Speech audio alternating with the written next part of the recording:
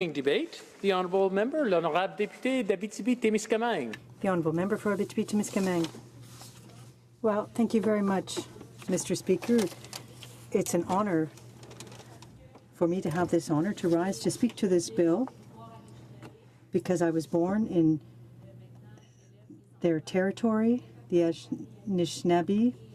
I'm raising my children there, and all too often we forget that Aboriginal lands go beyond the borders that have been established. Their territory was established based on waterways, for example, and ways of getting around, communicating.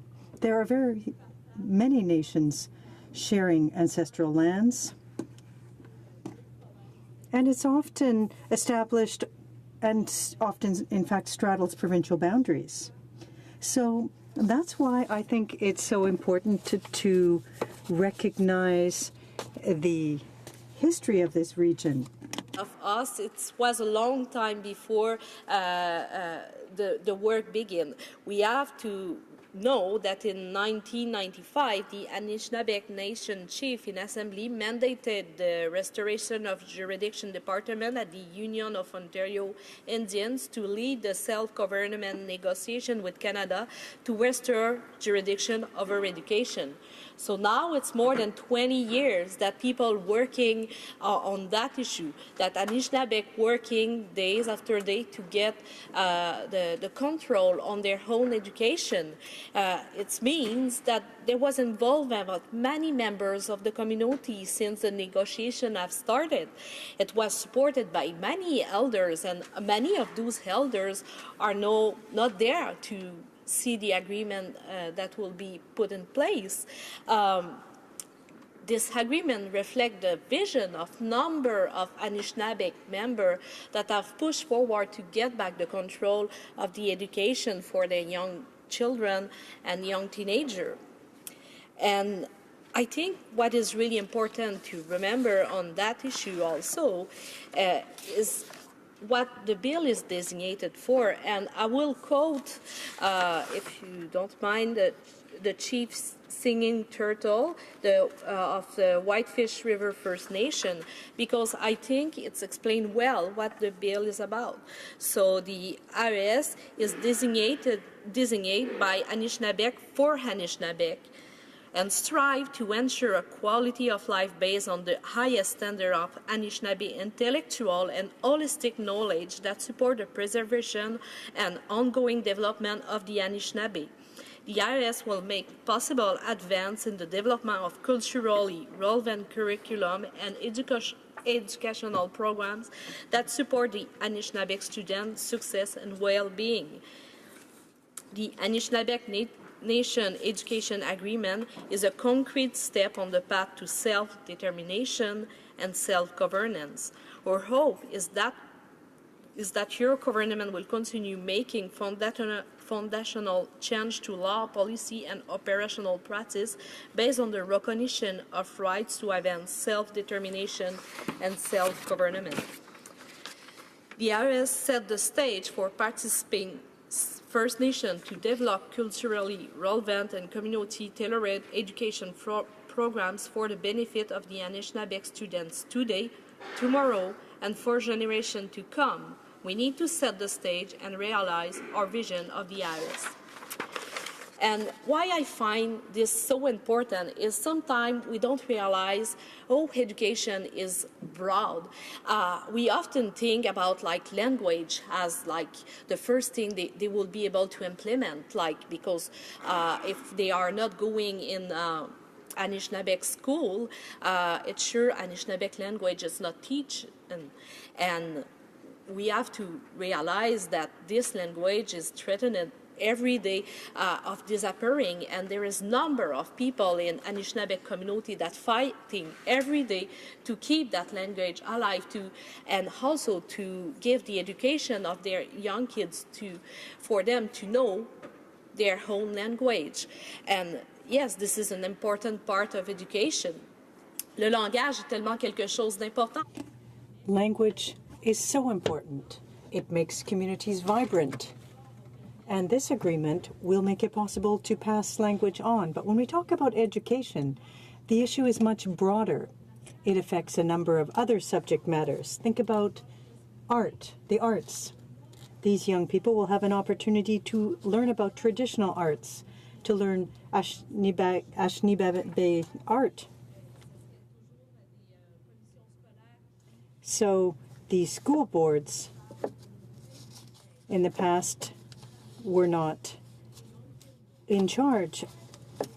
Also to learn music, to learn the drums and the traditional music of Anishinabek Nation. So instead of just teaching music as usual in normal school, they will be able to really show to their kids what music means for this nation. And I think it's really great.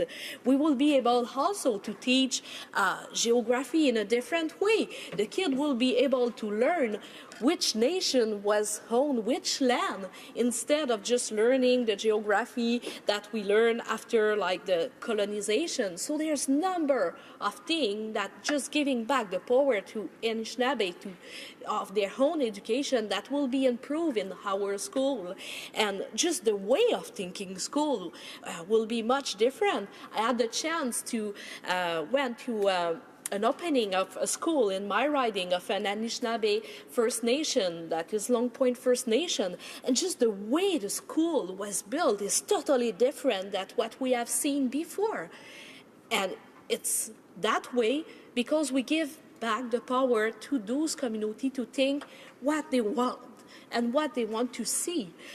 In terms of education, there's a number of other stuff that could be different. There's a number of other notions that I think Anishinabek kids want to learn. They want to learn what is the traditional plant when we are talking about ecology, what they can eat, what the nature can give to them.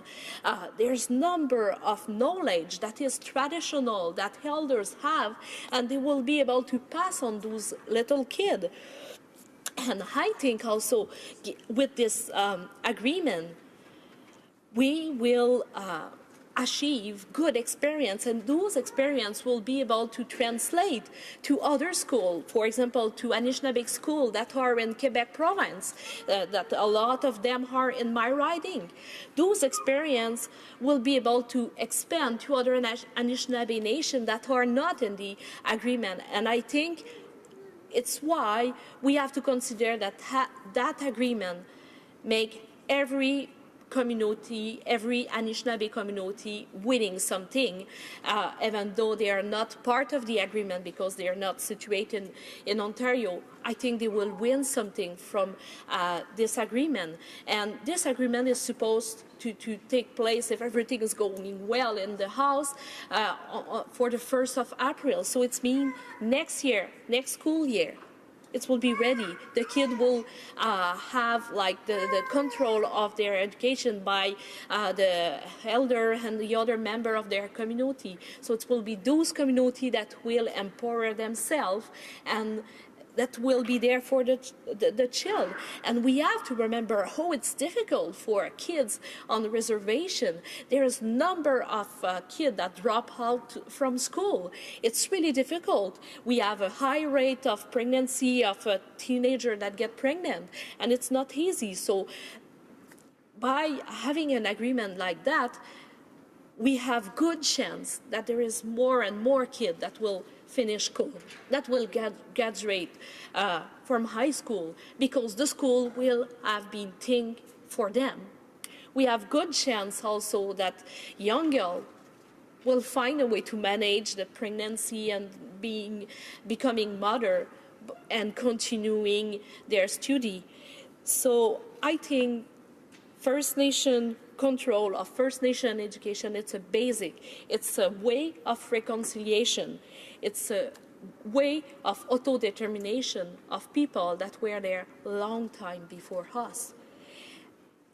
And to this path of reconciliation, I hope that every kid will be able to learn what is his past, how Anishinabek Nation have evaluated on time. They will be able to learn what was sad in their history, but what also make them a great nation, a strong nation that have resisted from a number of threats from many years.